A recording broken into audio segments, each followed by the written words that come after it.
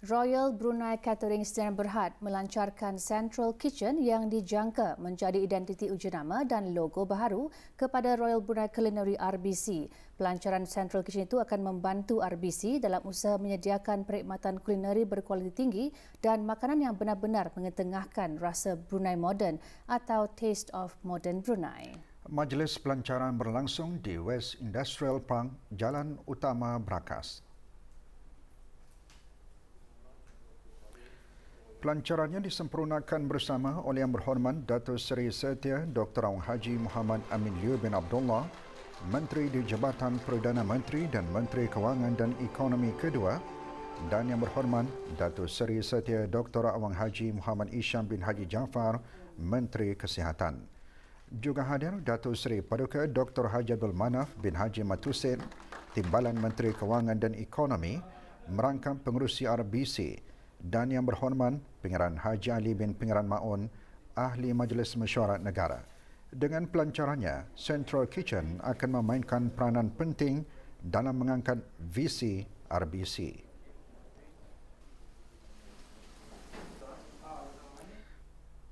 Industri penerbangan memainkan peranan penting dan signifikan kepada kemajuan ekonomi dan sosial dunia kerana ia merupakan salah satu komponen utama globalisasi yang berpengaruh dalam menghubungkan dunia melalui pergerakan manusia, perkhidmatan dan barangan. Pada tahun 2019, pengangkutan udara sejagan telah membawa 4.5 bilion orang penumpang dan 61.2 juta tan metrik barangan. Yang Berhormat Datuk Seri Setia Awang Abdul Muttalib bin Orang Kaya Seri Setia Datuk Paduka Haji Muhammad Yusof, Menteri Pengangkutan dan Infokomunikasi, sempena memperingati Hari Penerbangan Awam Antarabangsa 2020 berkata, pencapaian ini melibatkan seramai 87.7 juta pekerja yang berkhidmat secara langsung maupun tidak langsung dari industri ini dengan sumbangan kepada kadar keluaran dalam negara kasar kira-kira $3.5 trilion Amerika atau 4.1% ekonomi dunia. Tema Hari Penerbangan Awam Antarabangsa bagi tahun 2020 hingga tahun 2023 memajukan inovasi untuk pembangunan penerbangan global. Menteri Pengangkutan dan Infokomunikasi berkata tema tersebut bersesuaian dengan aspirasi negara Brunei Darussalam yang telah dimuatkan ke dalam Digital Economy Master Plan 2025 iaitu untuk menjadi sebuah smart nation melalui transformasi digital yang dihasrat akan memacu dan meningkatkan pertumbuhan sosioekonomi negara ini. Menurut Yang Berhormat, penerapan inovasi dan teknologi moden dalam industri penerbangan memainkan peranan utama dalam membantu meningkatkan tahap dan kualiti keselamatan penerbangan. Ini kerana keselamatan boleh mempengaruhi kepercayaan dan keyakinan orang ramai untuk memilih pengangkutan udara sebagai pengangkutan yang selamat dan cekap. Oleh itu, Kementerian Pengangkutan dan Infokomunikasi melalui Jabatan Penerbangan Awam sentiasa memastikan tahap keselamatan penerbangan dan lapangan terbang sentiasa menurut garis panduan pihak Pertubuhan Antarabangsa khususnya Pertubuhan Penerbangan Awam Antarabangsa ICAO. Menteri Pengangkutan dan Infokomunikasi menekankan pelbagai usaha telah dilaksanakan oleh Jabatan Penerbangan Awam untuk memastikan tahap dan keterjaminan keselamatan penerbangan melalui penggunaan teknologi moden.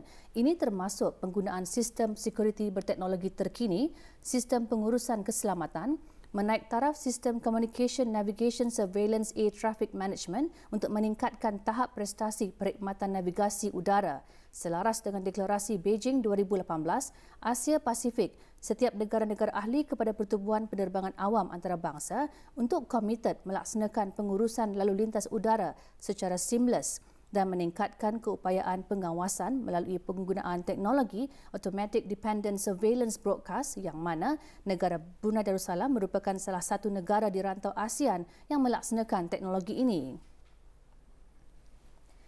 Pada tahun 2016, ACI World Traffic Forecast WATF telah menyasarkan peningkatan trafik penumpang pada kadar sebanyak 4.5% bermula 2017 hingga 2040. Bagaimanapun, menurut Yang Berhormat, impak penularan COVID-19 telah memberikan kesan sengat ketara terhadap profil sasaran trafik udara global dengan kejatuhan mendadak pada tahun 2020. Menurut Jangkaan International Air Transport Association (IATA) yang berhormat, trafik udara bagi tahun 2020 menurun sebanyak 66% berbanding dari tahun sebelumnya. Di sebalik penurunan berkenaan, bawaan barangan udara dijangka meningkat dan hampir menyamai rekod tahun 2019 menjelang tahun 2021 dengan jangkaan pertumbuhan sebanyak 61.2 juta tan metrik berbanding dengan 61.3 juta tan metrik pada tahun 2019. Jumlah pelancong global pada tahun 2020 dari bulan Januari hingga Mei menurun sebanyak 56%. Di negara Brunei Darussalam seperti negara-negara lainnya, industri penerbangan merupakan industri yang secara langsung mengalami kesan dari pandemik COVID-19. Menurut perangkaan trafik udara bagi bulan Januari hingga Oktober 2020, jumlah pergerakan penumpang udara adalah seramai 416,012 orang iaitu menurun sebanyak 76.54% dari tahun sebelumnya bagi tempoh yang sama. Manakala bawaan barangan udara menurun sebanyak 58.24% dari jumlah 8,605 tan metrik pada tahun 2019 sehingga Oktober. Impak ini, tegas Yang Berhormat, bukan sahaja membawa kesan signifikan kepada trafik penumpang, penerbangan dan bawaan barang, bahkan juga impak kepada sosial dan ekonomi yang dijana dari aktiviti ini. Antara sektor yang juga mengalami impak dalam industri ini secara tidak langsung ialah sektor pelancongan dan perhotelan serta industri lain yang berkaitan dengannya. Yang Berhormat berkata pada peringkat serantau, usaha-usaha bagi memperkenalkan norma baru telah dibincangkan semasa mesyuarat Menteri-Menteri Pengangkutan ASEAN pada 24 dan 25 November lalu. Beberapa inisiatif telah dipersetujui, antaranya pembukaan semula sektor penerbangan awam secara berperingkat dengan mengambil kira perkembangan dan keadaan semasa pandemik COVID-19. Pemudah cara perjalanan antara negara-negara ASEAN melalui inisiatif seperti pengenalan travel bubbles dan inisiatif-inisiatif khusus bagi memastikan kedayattahanan sektor-sektor pengangkutan di rantau ASEAN ke arah memudahkan rangkaian pergerakan barangan kargo udara khususnya keperluan asas. Menteri Pengangkutan dan Infokomunikasi menegaskan pengangkutan udara memainkan peranan penting sebagai pemangkin kepada perkembangan sosial serta dalam menjana pertumbuhan ekonomi negara. Pihak Kementerian Pengangkutan dan Infokomunikasi dengan kerjasama pelbagai pihak secara whole of nation akan sentiasa memastikan dan mengutamakan tahap keselamatan yang terbaik demi kesejahteraan pengguna-pengguna lapangan terbang di samping meningkatkan tahap keyakinan orang ramai melalui projek-projek inovatif dan berteknologi selaras dengan hala tuju dalam mencapai visi negara pintar melalui transformasi digital menjelang 2025.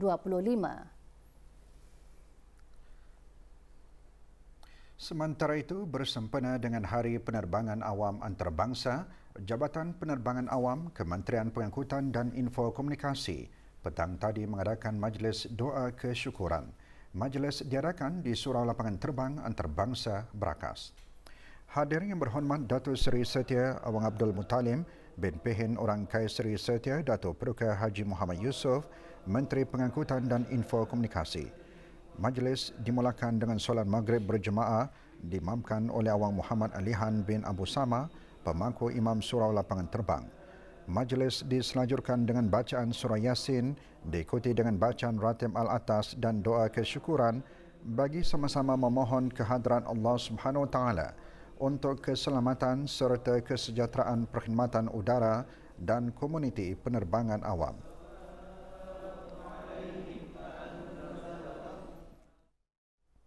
Perkembangan situasi jangkitan COVID-19 di negara Brunei Darussalam. Tiada kes jangkitan baharu dicatatkan hari ini dengan satu kes aktif COVID-19 masih dirawat di Pusat Pengasingan Kebangsaan. Dalam serang akhbar mengenai perkembangan situasi jangkitan COVID-19 di negara ini, Kementerian Kesihatan memaklumkan jumlah keseluruhan jangkitan 151 dengan kes yang sembuh seramai 147 orang.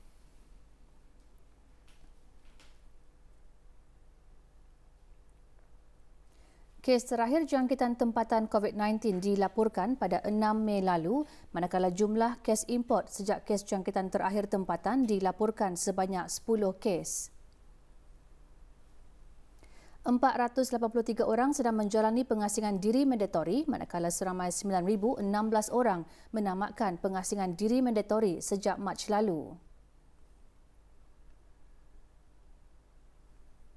Sementara itu, 196 sampel ujian virus SARS-CoV-2 dilaksanakan menjadikan jumlah keseluruhan ujian makmal yang dijalankan sejak Januari 2020 sebanyak 78,463 ujian. Maklumat lanjut dan perkembangan terkini layari laman sesawang Kementerian Kesihatan dan talian Kesihatan 148. Kerajaan ke bawah Duli Yang Maha Mulia Paduka Seri Baginda Sultan dan Yang di-Pertuan Negara Brunei Darussalam menerusi agensi-agensi yang berkenaan telah menyediakan bermacam-macam peluang dan kemudahan untuk membantu para graduan mengurak langkah untuk meneruskan lembaran baru di dalam kehidupan masing-masing. Walau bagaimanapun, para graduan mestilah berusaha sedaya upaya untuk merebut dan memanfaatkan peluang dan kemudahan tersebut. Datuk Seri Paduka Awang Haji Mat Satejo bin Sokiau, Pemangku Menteri Tenaga, berucap demikian pada Majlis Convocation Institut Pendidikan Teknikal Brunei IBTE kali ke-28.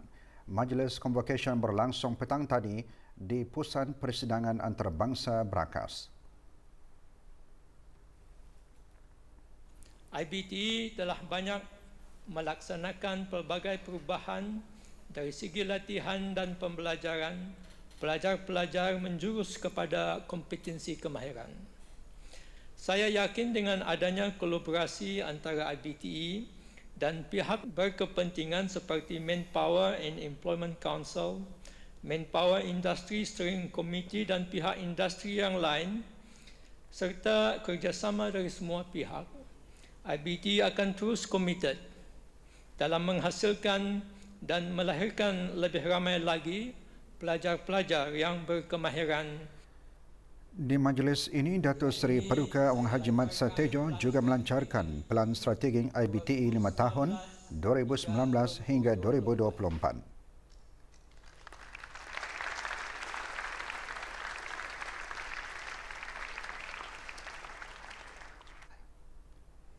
Seramai 1,885 graduan diraikan di Majlis Convocation IBTE tahun ini. Memandangkan keadaan pada masa ini masih dalam situasi pandemik, Majlis Convocation diadakan selama 4 hari berturut-turut. Hari ini seramai 258 graduan menerima sijil diploma dan HNTech. Bagi memudahkan orang ramai, khususnya ibu bapa dan penjaga graduan, IBTE menyediakan platform untuk menyiarkan Majlis Convocation ini secara dalam talian live streaming melalui laman sesawang yang tertera.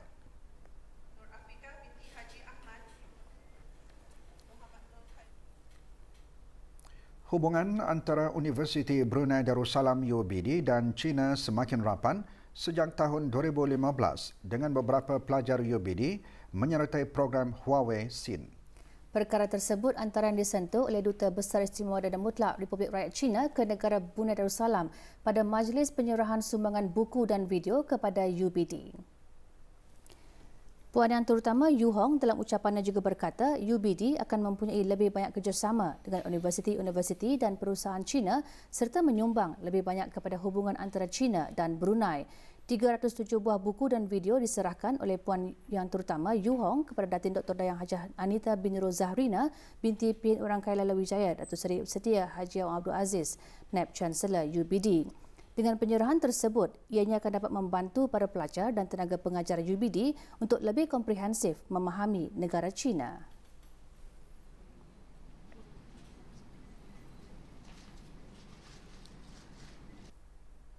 Agensi-agensi kerajaan yang berkepentingan terus memantau situasi banjir dan menyediakan bantuan kepada penduduk terjejas banjir. Bahan beritanya selepas ini.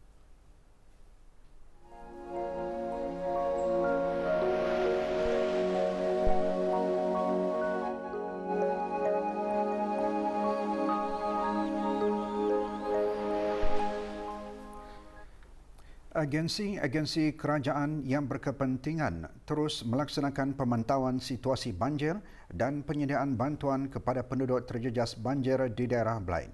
Laporan banjir yang diterima sejak 23 November hingga hari ini 96 buah rumah dan 380 penduduk kampung terjejas akibat banjir di daerah berkenaan.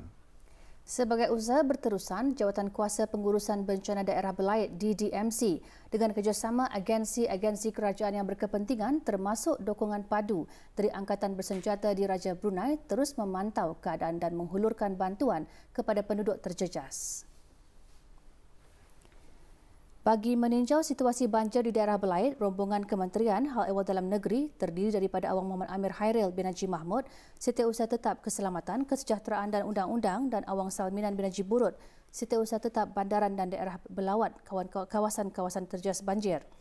Semasa tinjauan, rombongan mendengar penerangan mengenai status terkini dan tindakan perkembangan yang telah dilaksanakan oleh Awang Ramli bin Haji Jamuddin, Pegawai Daerah Belait, selaku pengerusi Jawatan Kuasa DDMC Belait.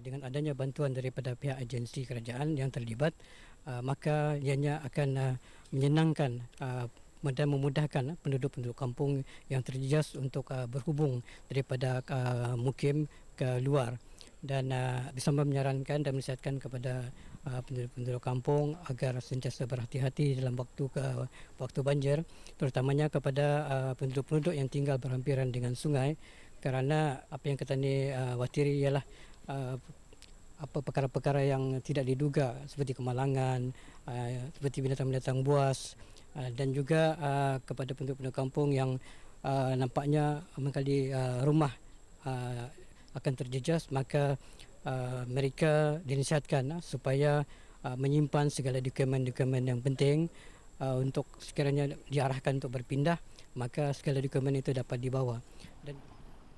Rombongan juga meninjau ke beberapa buah rumah penduduk di Kampung Sungai Mau dan Jalan Kandul dan menghulurkan bantuan berupa catuan makanan dan barang keperluan harian.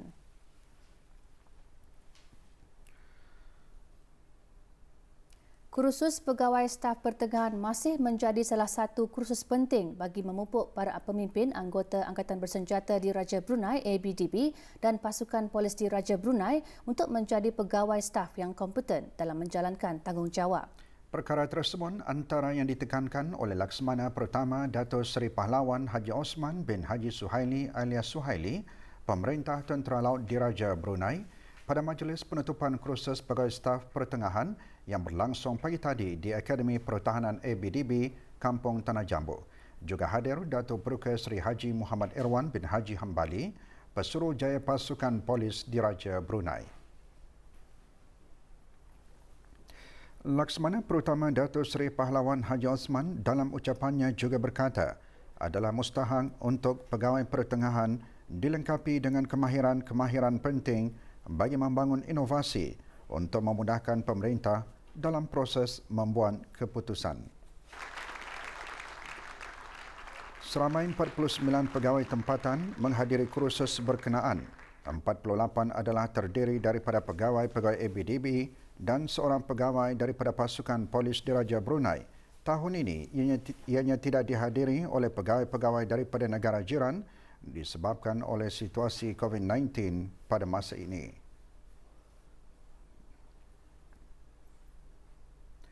Seorang anggota pasukan polis di Raja Brunei, Lance Corporal 4555 Sahlan bin Haji Mat Sahan berumur 39 tahun telah didakwa di Mahkamah Magistrate Bandar Seri Begawan hari ini atas 4 pertuduhan di bawah bab 420 Akta Kanun Hukuman Jenayah Penggal 22 dan 4 pertuduhan di bawah bab 8-1 Akta Lalu Lintas Jalan Raya Penggal 68. Biro Mencegah Rasuah telah menjalankan siasatan ke atas Lance Corporal 455 Sahlan setelah menerima makluman daripada mangsa yang menyatakan bahawa beliau telah ditahan oleh seorang anggota polis yang mendakwa bahawa cermin depan kereta beliau telah rosak oleh batu yang terbang daripada kereta mangsa. Lance Corporal 455 Sahlan telah meminta mangsa untuk membayar kerosakan tersebut. Pertuduhan di bawah Akta Kanun Hukuman Jenayah Penggal 22 Lance Corporal 455 Sahlan berhadapan dengan 4 pertuduhan di bawah bab 420 Akta Kanun Hukuman Jenayah Penggal 22 iaitu 1 percubaan untuk menipu dan 3 kesalahan menipu ke atas 4 mangsa yang berbeza. Lance Corporal 4555 Sahlan melakukan percubaan untuk menipu dan telah menipu mangsa-mangsa tersebut dengan memperdaya mangsa untuk membayar Lance Corporal 4555 Sahlan sejumlah wang kerana merosakkan cermin depan kereta beliau Toyota Soluna bernombor pendaftaran BS3761 di mana Lance Corporal 4555 Sahlan mengetahui ianya adalah tidak benar kerana cermin depan kereta beliau sememangnya sudah retak dan dengan cara menipu, Lance Corporal 4555 Sahlan telah dengan tidak jujur mendorong mangsa untuk memberi beliau sejumlah wang tunai. Kesalahan yang dilakukan oleh Lance Corporal 4555 Sahlan adalah seperti berikut. Pada 6 hari bulan April 2015 pada jam 9.30 malam di kawasan Jalan Blimbing, negara Brunei Darussalam telah melakukan percubaan untuk menipu seorang mangsa lelaki penduduk tetap. Pada 25 hari bulan April 2015, kira-kira pada jam 7 malam di kawasan Rumah Pekerja Jalan Batu Besuran, negara Brunei Darussalam telah menipu seorang mangsa perempuan warga negara Malaysia. Pada 27 April 2015, kira-kira pada jam 6.45 petang, di kawasan Jalan Bunut, negara Brunei Darussalam, telah menipu seorang mangsa perempuan warga negara Malaysia.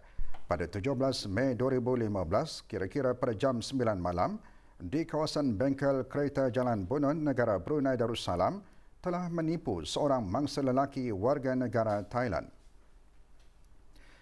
Pertuduhan di bawah Akta Lalu Lintas Jalan Raya Penggal 68, Lance Corporal 4555 Sahlan juga berhadapan 4 pertuduhan di bawah Bab 8-1 Akta Lalu Lintas Jalan Raya Penggal 68 kerana memandu sebuah kereta iaitu Toyota Soluna bernombor pendaftaran BS3761 yang mempunyai cukai jalan raya yang telah mansuh pada 30 April 2013.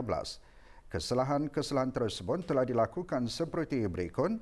Pada 6 April 2015 pada jam 9.30 malam di kawasan Jalan Belimbing, negara Brunei Darussalam. Pada 25 April 2015 pada jam 7.30 malam di kawasan Rumah Pekerja Jalan Batu Besuran, negara Brunei Darussalam. Pada 27 April 2015 kira-kira pada jam 6.45 petang di kawasan Jalan Bunut, negara Brunei Darussalam. Pada 17 Mei 2015 kira-kira pada jam 9 malam di kawasan bengkel kereta Jalan Bunut, negara Brunei Darussalam. Pendakwaan di mahkamah pada hari ini di Mahkamah Magistrat kesemua pertuduhan telah dibacakan kepada Lance Corporal 4555 Sahlan di hadapan Magistrat Kanan Kamalia Fadila binti Haji Ibrahim. Lance Corporal 4555 Sahlan telah mengaku bersalah atas semua pertuduhan di bawah Bab 8-1 Akta Lalu Lintas Jalan Raya Penggal 68 dan telah mengaku tidak bersalah atas semua pertuduhan di bawah Bab 420 Akta Kanun Hukuman Jenayah Penggal 22. Mahkamah telah menetapkan tarikh 21 Disember 2020 pada jam 2 petang untuk menetapkan tarikh perbicaraan. Lance Corporal 4555 Sahlan telah dilepaskan dengan ikat jamin sebanyak RM5,000 atau 2 orang penjamin tempatan dan dengan syarat-syarat berikut, tidak melakukan kesalahan-kesalahan lain dan untuk memaklumkan kepada Biro Mencegah Rasuah sebarang perubahan alamat. Hukuman maksimum bagi pertuduhan di bawah Bab 420 Akta Kanun Hukuman Jenayah Penggal 22 ini adalah 7 tahun penjara dan denda, manakala pertuduhan di bawah Bab 8-1 Akta Lalu Lintas Jalan Raya Penggal 68 adalah 3 bulan penjara dan denda sebanyak RM4,000. Negara Brunei Darussalam telah memasuki monsun Timur Laut pada awal bulan Disember 2020 dan dijangka berterusan sehingga hujung bulan Mac 2021. Menurut Awang Muhammad Husaini bin Aji, pengarah kaji cuaca, pada 2 bulan pertama monsun Timur Laut iaitu bulan Disember dan Januari yang juga dikenali sebagai musim tengkujuh lazimnya mempunyai jumlah turunan hujan yang tertinggi di mana purata bulanan jumlah turunan hujan bagi bulan Disember ialah 345 mm dan bulan Januari ialah 308 mm berbanding dengan bulan-bulan lain. Orang ramai khususnya para pemandu di jalan raya dan juga para pelaut adalah dinasihatkan supaya sentiasa peka dengan ramalan, nasihat serta amaran cuaca terkini yang dikeluarkan oleh Jabatan Kaji Cuaca Brunei Darussalam. Jadi semasa tempoh ni biasanya masa musim tengkujuh cuaca yang kita ni alami biasanya adalah cuaca hujan yang lebat ni, cuaca tidak menentu ataupun hujan berpetir sekali-sekala. Ia berlaku terutamanya masa waktu malam dan berpanjangan hingga kadang-kadang sehingga awal pagi. Selepas itu kita ni akan beralih kepada fasa 2 monsun timur laut, the north east monsoon ini. Jadinya dari bulan Februari dan bulan Mac.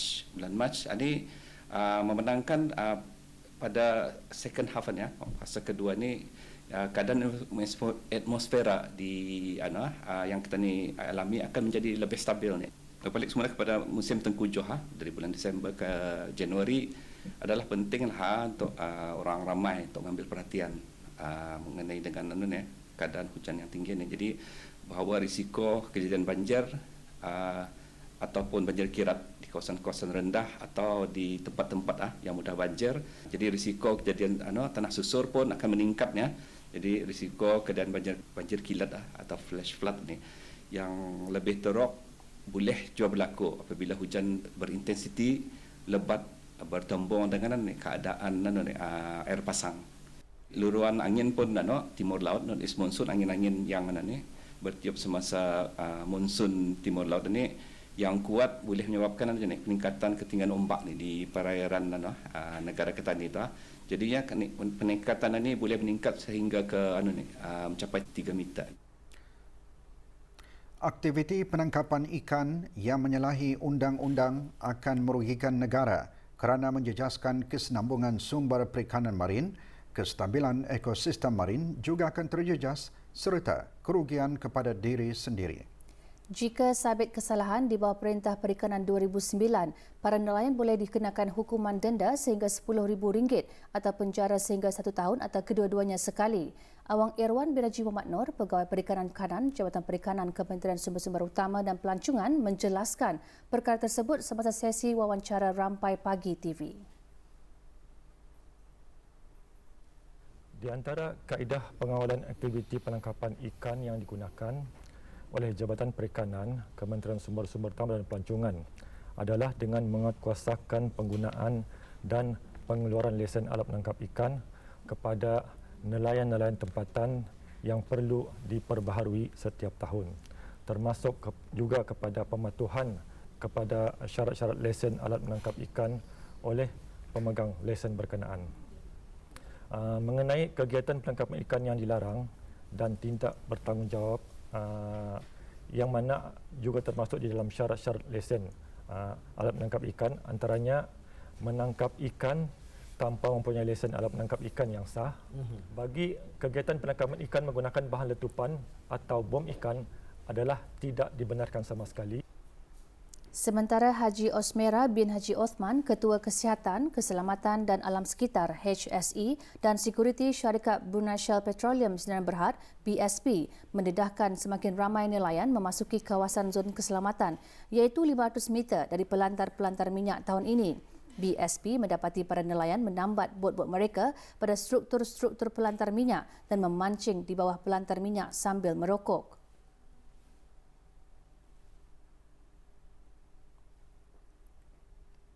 Di sini pihak syarikat dan juga operator minyak dan gas yang lain di negara ini ingin menekankan risiko-risiko yang terdedah kepada mereka yang bukan dibenarkan masuk ke kawasan 500 meter ni lah. Jadi antara risiko-risiko seperti risiko bahan api.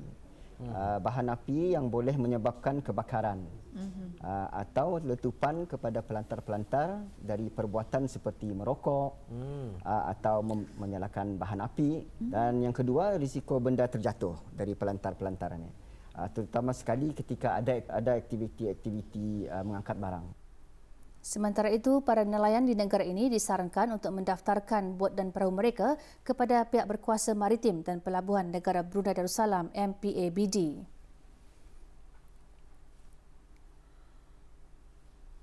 Jika didapati perahu berkenaan tidak berdaftar, ianya boleh dikenakan denda tidak melebihi RM2,000 atau kompaun tidak melebihi RM500 di bawah Seksyen 19. Selepas diorang mendaftar di unit pendaftaran,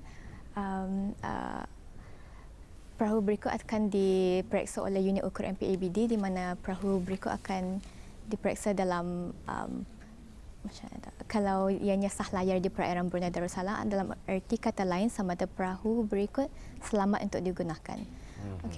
Perahu berikut akan lulus jikalau ada alat keselamatan dan jikanya dapat beroperasi dengan selamat di perairan. Dewan Bahasa dan Pustaka melalui bahagian sastra dan majalah melanjutkan dan meneruskan usaha memberikan bimbingan dan kuliah sastra kepada penulis-penulis muda dalam fasa ketiga dalam genre cerpen. Ia adalah sebagai kesinambungan program yang dikendalikan pada September lalu dalam genre sajak. Bengkel penulisan cerpen selama 3 hari bermula pagi tadi di Dewan Bahasa dan Pustaka, Brakas. Jadi tujuan utamanya bengkel penulisan cerpen dalam program penulisan penulis muda ini adalah untuk membimbing, mengasuh terutama penulis muda sebagai pelapis supaya sastrawan-sastrawan kita ni yang di Brunei ini tidak akan hilang begitu saja, di mana penulis-penulis muda ini apabila dibimbing secara sistematik, di mana impak yang lebih besar nanti apabila mereka ini akan dibimbing selama dalam tempoh 5 ke 10 tahun, insyaallah akan sebahagiannya mungkin akan mencapai satu peringkat di mana mereka akan menghasilkan karya-karya sastra yang berkualiti, sama ada di peringkat rantau atau di peringkat antarabangsa. Nanti insyaallah mereka akan menghasilkan sebuah cerpen, dan apabila cerpen itu dihasilkan dan dibimbing lagi, dipantau dan dihalusi, akan diterbitkan di dalam majalah Bahana Dewan Bahasa dan Pustaka. Jabatan Perancangan Ekonomi dan Statistik JPES Kementerian Kewangan dan Ekonomi telah mengeluarkan laporan penemuan ringkas banci tahunan Perusahaan Perniagaan BTP 2019 yang memuatkan data mengenai profil dan prestasi perusahaan perniagaan di sektor swasta pada tahun 2018 dan 2019. Penemuan-penemuan utama yang dimuatkan di dalam laporan penemuan ringkas BTP 2019 adalah seperti berikut. Bagi perusahaan, sebanyak 6,157 buah perusahaan telah melapor sebagai aktif pada tahun 2019, di mana 97.3% terdiri dari perusahaan mikro, kecil dan sederhana PMKS. Sebanyak 2,575 buah perusahaan yang bersaiz mikro, iaitu yang mempunyai kurang dari 5 orang pekerja. 2,520 buah perusahaan kecil yang mempunyai antara 5 hingga 19 orang pekerja.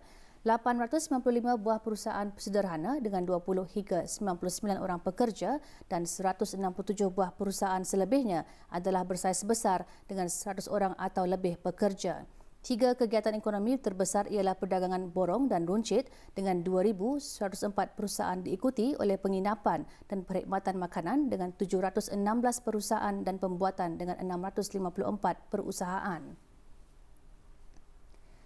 Manakala bagi pekerjaan, lebih ramai pekerja tempatan telah memasuki pasaran kerja di sektor swasta, di mana bilangan mereka telah meningkat sebanyak 5.6% dari 55,194 orang pada tahun 2018 kepada 58,283 orang pada tahun 2019. Secara keseluruhan, jumlah pekerja sektor swasta telah meningkat sebanyak 3.9% dari 111,686 orang pada tahun 2018 kepada 116,013 tahun 2019. Perdagangan borong dan runcit adalah majikan yang terbesar melibatkan 24,925 pekerja. Diikuti oleh pembinaan 18,398 pekerja perkhidmatan profesional, teknikal, pentadbiran dan bantuan 14,780 pekerja dan lain-lain. Sementara bagi pendapatan, jumlah dari aktiviti perniagaan telah mencatatkan peningkatan sebanyak 2.2% dari RM24.6 bilion pada tahun 2018 kepada RM25.1 bilion pada tahun 2019. Pendapatan terbesar disumbangkan oleh aktiviti perlombongan dan kuari bernilai RM8,401.2 juta, diikuti oleh aktiviti pembuatan sebanyak RM5,698.9 juta. dan aktiviti perdagangan borong dan runcit sebanyak RM4,507.9 juta. Laporan penuh boleh didapati melalui laman sesawang JPES. Sebarang pertanyaan boleh menghubungi talian 223344 sambungan 651 atau 662 waktu pejabat atau layari laman sesawang www.deps.gov.bn. 12 buah premis perniagaan dikenakan denda kompaun semasa operasi secara bersepadu oleh bahagian perlesenan dan penguatkuasaan serta unit gerai bahagian kemajuan dan pembangunan daerah Jabatan Daerah Brunei dan Muara bersama dengan unit penguatkuasaan kesihatan Kementerian Kesihatan di daerah Brunei dan Muara. Dalam operasi yang menyasarkan 5 buah gerai, sebuah premis makanan dikenakan denda kompaun RM100 kerana tidak menyediakan alat pemeriksaan suhu badan. Sementara itu, dalam operasi berasingan, 11 buah syarikat perniagaan telah dikenakan denda kompaun. 7 syarikat dikenakan denda kompaun RM500 atas kesalahan tanpa kebenaran yang sah menyimpan dan meletakkan barang-barang jualan dan apa jual barang di atas kaki lima dan bahagian jalan raya, termasuk sebuah syarikat melonggokkan dan meninggalkan serta membuang sampah sarap berdekatan sungai dan tanah lapang. Manakala denda kompaun RM200 dikenakan ke atas 4 buah syarikat kerana menyimpan dan meletakkan barang-barang jualan dan apa jual barang di atas kaki lima kawasan bangunan.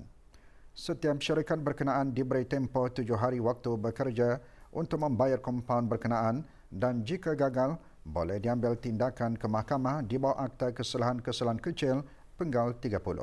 Sebarang aduan, orang ramai boleh menghubungi talian 238-1581 sambungan ke bahagian perlesenan dan penguatkuasaan Jabatan Daerah Brunei dan Muara.